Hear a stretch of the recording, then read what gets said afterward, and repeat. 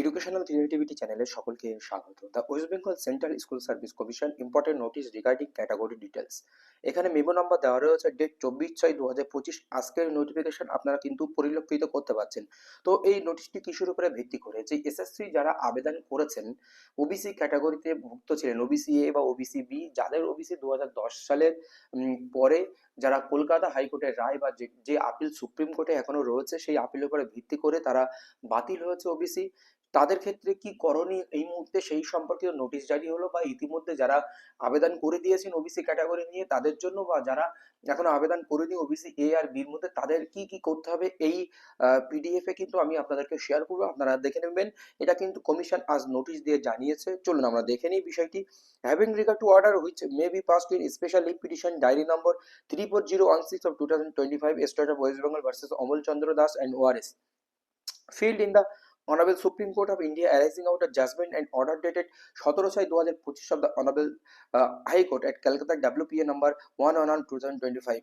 যে Amal Chandra Das versus state of West Bengal যে মামলাটি গতদিন উঠেছিল, যার জন্য যে নতুন লিস্ট প্রকাশিত হয়েছে, সেই লিস্ট আপাতত স্থগিত রেখেছেন ইন্টারিম অর্ডারের মাধ্যমে অনারেবল জাস্টিস তপব্রত চক্রবর্তী এবং Rajshekhar মান্থার division bench.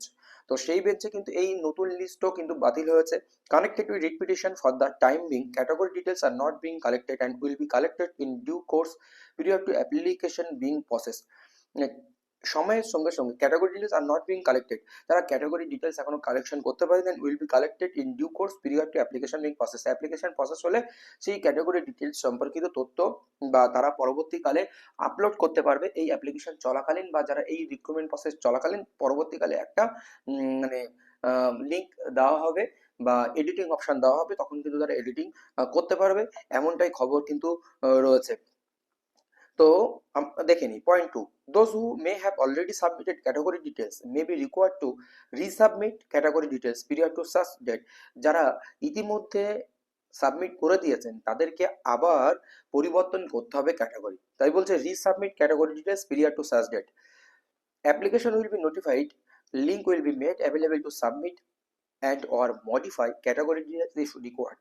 Category details যদি মডিফাই করার প্রয়োজন হয় তাহলে লিঙ্ক বা নোটিফাই করে আবার জানিয়ে দেওয়া হবে, তখন আপনাদেরকে সেই লিঙ্ক বা সেই নোটিফিকেশন অনুযায়ী আপনাদেরকে আবার সংশোধন করতে হবে। Any final decision will be subject to outcome. কোনো চূড়ান্ত সিদ্ধান্ত ওই যে পেন্ডিং লিগাল মানে আপিল রয়েছে, সুপ্রিম কোর্টে যে আপিলটি রয়েছে, সেই আউটকাম বা সেই ফলাফলের উপর ডিপেন্ড করছে। Legal proceeding and no right will accrue in favour of any applicant who may have already applied with certain category details। যারা যে ক্যাটাগরিতে আবেদন করেছেন, যে ক্যাটাগরিগুলো বাতিল হয়েছে, ইতিমধ্যে তারা আবেদন করে নিয়েছেন, আপাতত তারাও কিন্তু কোনোভাবে সুযোগ পাবে না, তারা কিন্তু তাদেরকে আবার মানে অ্যাপ্লিকেশনটি কারেক্ট করতে হবে বা রিসাবমিশন করতে হবে।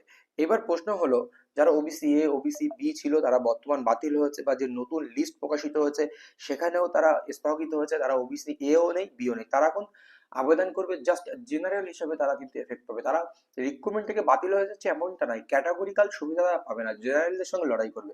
এখন হঠাৎ করে যদি ওবিসি মামলা মিটে যায় সুপ্রিম কোর্টে, তাহলে কিন্তু পশ্চাৎ আবারও লিঙ্ক দেবে বা কোনো নোটিফিকেশন দিয়ে কারেকশন করার কথা বলবে। আরেকটি বিষয়, যারা ইতিমধ্যে আবেদন করে ফেলেছে তাদের ক্যাটাগরি দিয়ে, তারা সেগুলোও কিন্তু তারা কারেকশন করতে হবে, সেই নোটিফিকেশন এখানে কিন্তু স্পষ্ট দেওয়া রয়েছে।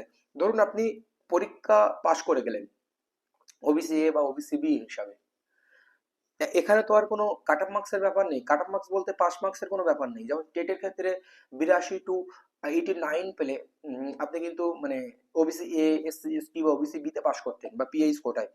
এখানে কিন্তু সেই ব্যাপারটা নেই। আর 90 পেলে জেনারেল। এখানে আপনার যে ওয়েটেজটা পাবেন সেটার উপরে ভিত্তি করে আপনার সেই মার্কসটাকে নিয়ে কিন্তু পরবর্তী কাউন্টিং চলবে। তো এই হচ্ছে বিষয়। সেহেতু আপনি ইন্টারভিউ এর আগেও কিন্তু বা ফাইনাল প্যানেলের আগে বা মডিফিকেশন আগেও কিন্তু এটা সুযোগ দিতে পারে, এমনটাই খবর রয়েছে বা নোটিফিকেশনে তেমনভাবে মোটামুটি একটা কথা কিন্তু উঠে আসছে। এই হচ্ছে আপডেট। পরবর্তী আপডেট আসলে অবশ্যই আপনাদেরকে জানানো হবে। ধন্যবাদ।